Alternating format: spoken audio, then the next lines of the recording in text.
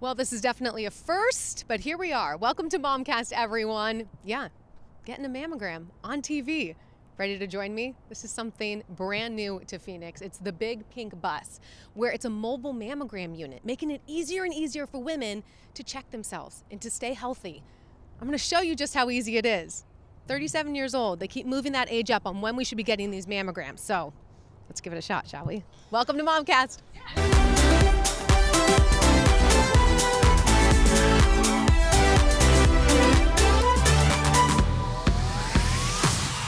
Welcome to MOMCAST, everyone. I am your host, Emma Jade. Before we get back on the pink bus, I want to start out by saying I got good news from this process.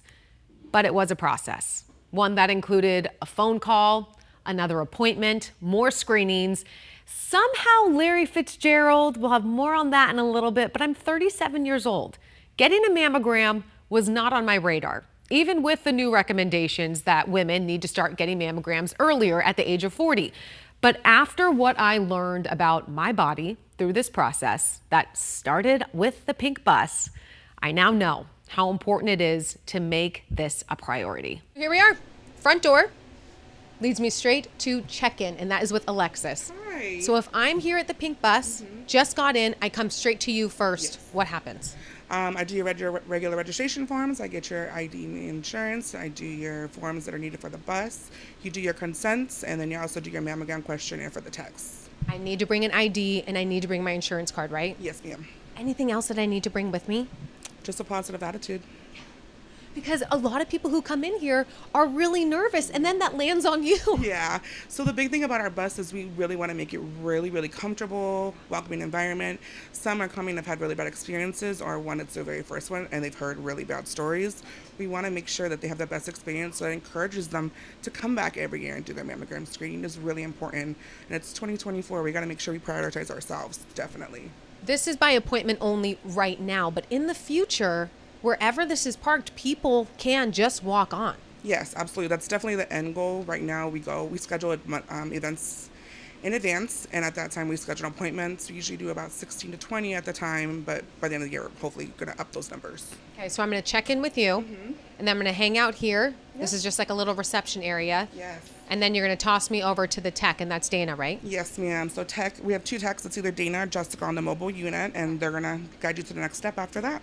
Next step, here we go. So I've already checked in. Now I'm coming here. These are the changing rooms, and this is the tech, Dana. Dana, everyone gets a really private room, but what do I need to take off? So all you would need to take off is anything from the waist up. So that would include your shirt, bra. Make sure you don't have any deodorant on. If you do have deodorant on, we'll give you wipes to wipe it off. We give you a gown. You put it on open in the front, and then you're good to go. Why no deodorant? Because I've heard that so much, and I feel like it's like 100 degrees today, and that's tricky for people in Phoenix. It is definitely hard to go without deodorant in Arizona. The main reason is a lot of deodorants have aluminum in them, so they can show up on the mammogram as the calcifications that Dr. Summers was telling you about. So that's one of the main reasons. Also, they can, depending on what they're made of, they can mess with the machines and things like that. And I was told that this is like dressing rooms. This is how incredible this bus is. This door closes, doesn't it, Dana? Absolutely. I think we might have it locked. Yeah, no, that's fine. You can leave it like that. It does open and close. See? Oh, there you go. So this closes, so you have complete privacy when it's your We can turn. even close. There's a door here as well that we can close. So if patients, usually there's not going to be anybody waiting, but if there was and they were uncomfortable, we'd close that door as well, bring them in, close this door. And they are able to lock their things up in the overhead compartment as well. Okay, then we come in here. Tell me about this machine. This is the Hologic 3D mammogram machine. This is a new machine. It is amazing. It's fast. It takes very good pictures. We also do have the new technology where it has the curved paddles on it. Okay, what's that? Your typical normal paddle is going to be like this, where it's just uniform flat, where these have a slight curvature to them, so they hug the breast. So, Obviously, a man designed this and a woman designed that. right. So these can be a little bit more comfortable for patients. It is a newer thing that Hologic has that it has been great so far. So a lot of patients would prefer this over that, but for the most part, the mammogram is a fairly easy exam. I know there's horror stories, and I know you've heard them, but for the most part, it's quick, it's fast, and it's over before you know it. Okay, so set me up. So let's just, if we're here, this is this big machine. Where do I stand? What happens? For the first image, you would just come straight towards the machine. I'll bring this up here a little bit. We do one breast at a time. We would place it right on here. We bring the paddle down, take a quick picture. After that, we do the same side, but we will rotate the machine. So I can show you, the machine's gonna rotate towards that way. So let's, Oh my gosh. and then this would come in. Yeah, so you would still come straight in facing the machine. We'd bring your arm up, we grab onto the side here. We have your body faced in, and we do a different angle of the breast tissue. There's always gonna be 2 angles to your mammogram for each breast. How long does this test take?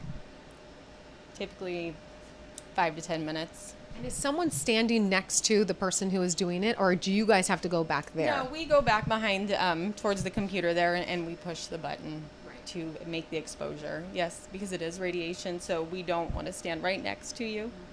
But it is very minimal. I mean, the radiation they use for the mammograms these days are not anywhere near what it used to be. It's very focused down, and the breast tissue doesn't take a lot of radiation to use to get the image we need. So Okay, well, I've ran out of questions, which means it's time to actually do it. it's time. Are you ready? I'm so ready. I'm actually super excited. Knowledge is power, man. This is so important. So let's do It'll it. be good. All right. Catchy schmancy. Okay. So we're gonna take 4 to 6 pictures total, on each side, 2 to 3. Okay. It is awkward, it's uncomfortable, but it shouldn't hurt. I have 4 kids that pull on me constantly. Then you'll be fine. Those women are fine. We go through a lot. If I do hurt you at any time, please let me know so we can kind of readjust. Do you have any raised moles or scars on your breast that we should put stickers on? No. Okay. Any questions before we start? No. All right. So arms will stay to your side. I'm going to start on the left, so I'm just going to drop that a little bit. I'm going to lift. You're going to turn your head, look towards me. Slide you over this way. Now you're going to lean your body on. Good. Perfect. You're going to relax your shoulders. Perfect. I'm going to lift way underneath. Okay. We're going to pull. This is going to go a tiny bit. All right. You ready? I'm ready. Smushy smush, okay? Yeah. Perfect. Okay. Is that the smush? That's a smush. Guys. All right. I'm going to sneak over here, take in a small breath and hold it.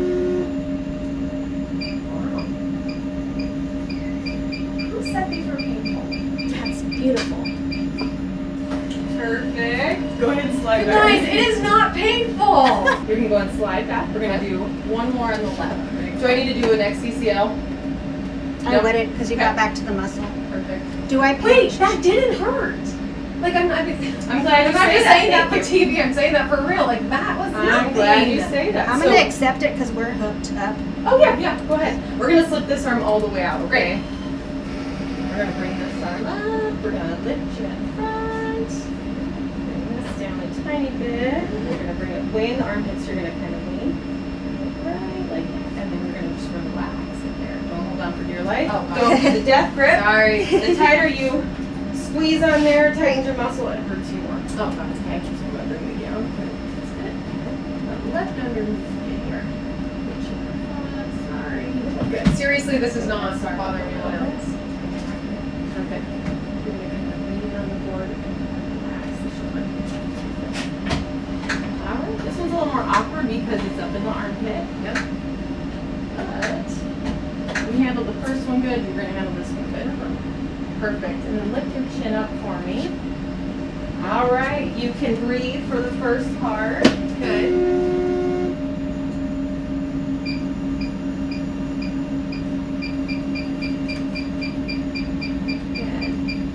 Small breath in, hold.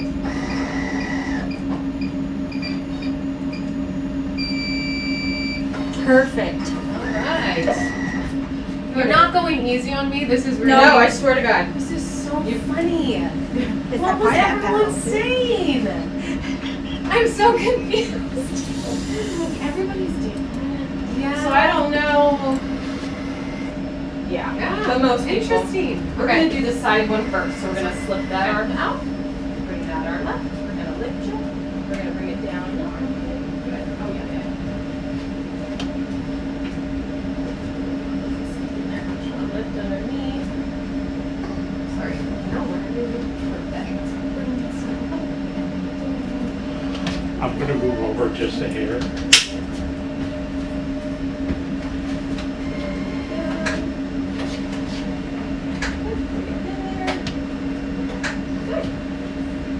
Yeah, you're taking the compression like a champ, so you're doing good. And then chin up high for me. Good. You can breathe.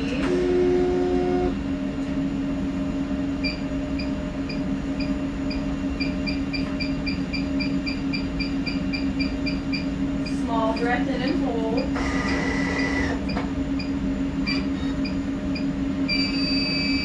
Perfect. We have one more and then we're done.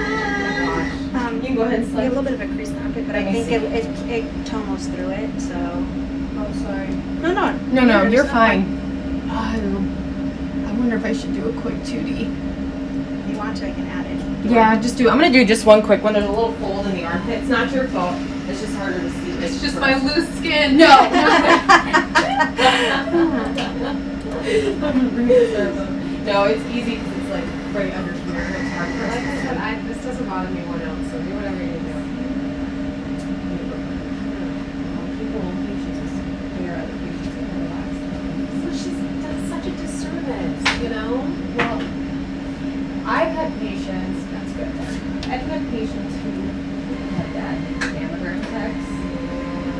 And that's the thing. I'm like, if you're gonna be in this job, you have to be sensitive. You know. Okay. Small breath in and hold.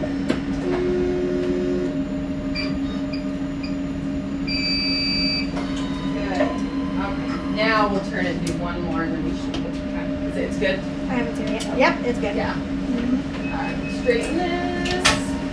Last one here. And then we're going to bring the arms down. Kind of leave that on there. So we got it out on that side. Pick out completely. Is that good? Yeah, there you go. Turn your head towards me. Good. Slide a little bit. And we're going to leave. Relax the shoulder.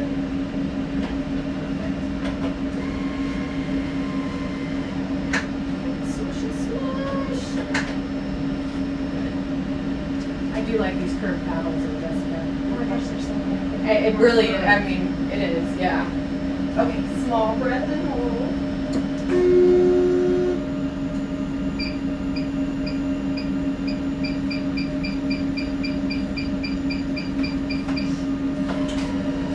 You're good. It's good. Good? Voila! Can I see the pictures? Yeah. Yeah. Have to sneak Can I behind. go see them? Yeah. I just finished. We're all done. Which I'm really not just saying this. That did not hurt one bit. Good. One bit. It wasn't even like a pinch.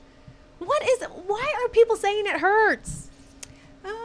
I think other people are scaring people. I mean, you really just relax. Yeah. I mean, because I think the more tense you are, the more uncomfortable it can be. You know, and she did use a curved paddle, so I mean, the curved paddle is supposed to be a lot more comfortable for patients as well. And you get the pictures right Right then away. and there. We had to redo one of the pictures because of an armpit roll in there. But that was easy. What I thought was so interesting when we were talking to the doctor earlier was that each breast is completely different. And it was so quick. I mean, from changing and coming out here and then being done, less than 10 minutes. Your job is to take the pictures that are happening in here and then to read them. What is that like? What are you looking for? Yeah, so one, I have wonderful technologists that get the pictures for me, and then they send them to me in a reading room where I can look at them. And It's one of the favorite parts of my job. So we get 4 standard pictures from each patient, and everyone's breasts look different. I tell people that everyone's breast is kind of like a fingerprint. So we never know what your breast tissue looks like until we get your first mammogram. And that's why having priors every year is makes the job easier, because then I'm just looking for changes year to year. But basically your breast has 2 components, kind of fat and fibroglandular tissue, and I'm just looking for something that stands out or looks different from that normal fat and fibroglandular tissue that we see in people's breast tissue. If I have done a self-examination at home and I don't feel anything, why should I still take advantage of the pink bus and get a mammogram? It's a great question. So we know that annual screening mammography is the one test that has been shown to decrease breast cancer mortality up to 40%. And the reason why it's so important is because oftentimes when you come in when you feel something, that means that it's at a later stage, and that might mean that you need more aggressive treatments. And so you're going to have usually not as good of an outcome. So that's why we want to catch things as early as possible, and the screening mammogram allows us to do that. Honestly, a great experience on the pink bus. Their staff is fantastic. But my story didn't end there. A few days after my mammogram, I got a call. The radiologist saw a spot on my left breast that needed further imaging and an ultrasound. Of course, when you have to schedule that appointment for like a week out, your heart sinks, your nerves are a mess. And a few hours after I got that call, I was supposed to be on the red carpet with Larry Fitzgerald at a supper club event, an event that raises money to help women fight breast cancer. What on earth are the odds? Fitz actually lost his mom in 2003 to breast cancer. I got a little emotional on the carpet trying to balance the purpose of the event with the news that I had just received. So here's my interview with Larry. This is such an incredible event, because I think what's so special is that this is so, oh, I'm gonna get teary. It's inspired by your mom who passed in 2003. To see someone like you, this big tough guy, fighting for women and fighting for women who need care and who need to have some representation is so remarkable. Oh, thank you.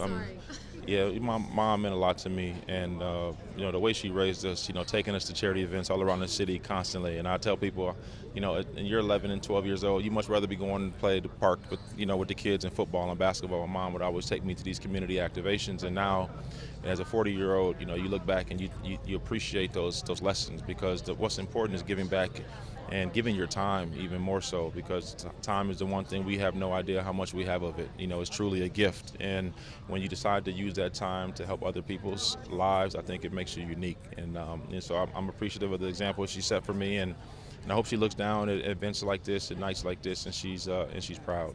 To lose your mom at such a young age, and then to go through what you went through. I mean, being on the biggest stage in not just football, in sports. I mean, it's huge. Is it moments like this where you feel the most connected, where you can feel her the most? Well, yeah, you know what, actually, losing my mom at 19, it humbled me a lot.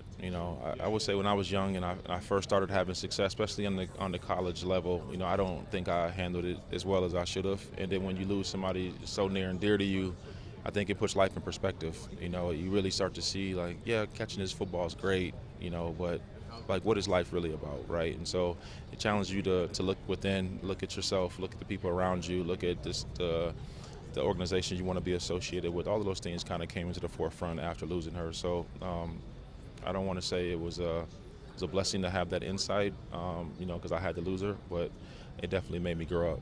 What's the dream with Supper Club? If you could, I know you're changing the world. Really, you really are. I mean, it's so powerful. You raised $1 million last year. What's the dream, though? Well, I mean, if there was a news bulletin that went across my screen that, in the United States there was no new diagnosis of breast cancer, like, that would be a dream come true, right? And there's so many women that I know, from my mom's sisters to my executive director to our PR director, Jen Mosier here. So many people, Latasha, who's doing our live auction. So many people that I know have been affected by this disease, and just to think about the lives that affects. All these women have children and husbands and communities that depend on them, and they're doing so amazing things. Like, we want to keep those people here, and it's needed, and so that would be a dream. Tonight, we made $1 million last year. Yeah. What are you hoping? How do you get everyone going? I know it's you, so everyone shows up for you, but you got to carry it. That's a lot to carry. God blessed me with broad shoulders and my feet firmly on the ground. This is not a burden. This is a luxury. This is a blessing to have the opportunity to have events like this, and that people actually care enough to support you. And they had a big event a couple of nights ago with the fight night. They got the Heart Ball coming up here in a few days. These wonderful organizations here in this town is synonymous with that. And I'm very blessed and fortunate to be in a city where people have, such a caring mentality. And, so I'm just really fortunate to be. You've made Phoenix home. Yeah. What is it about this community that kept you here? I mean, you stayed with the Cardinals. We're done now, and you're still here, and you're still doing events like this here. Yeah. What is it about this community? Well, I mean, I got here, I was 20 years old. I had no friends, relationships with anybody here in town. I knew my mom had one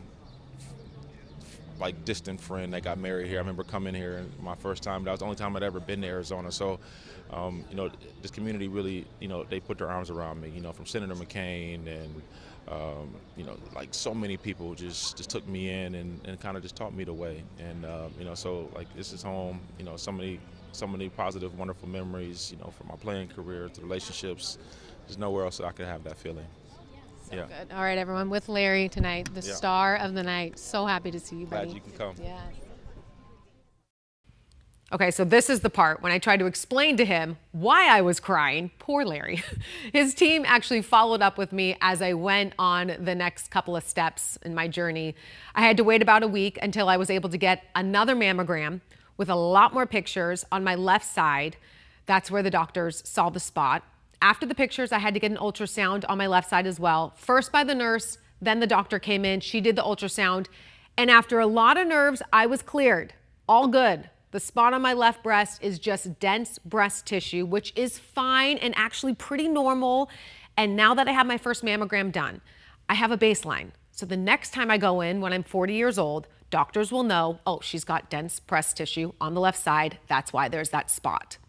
This process did take an unexpected turn for me. I was not thinking I would get a call back. And yes, it was very scary. That week waiting and wondering if my spot was something more. Women my age are being diagnosed with breast cancer left and right, it seems. But now that it's all done, I'm so thankful for the pink bus and for the knowledge that I have about my own body. So if you are interested in booking with the pink bus, you need to go to bannerhealth.com. We have a direct link on our website, 12news.com. Thank you so much for watching this very personal episode of MOMCAST. I'm Emma Jade. I'll see you next time.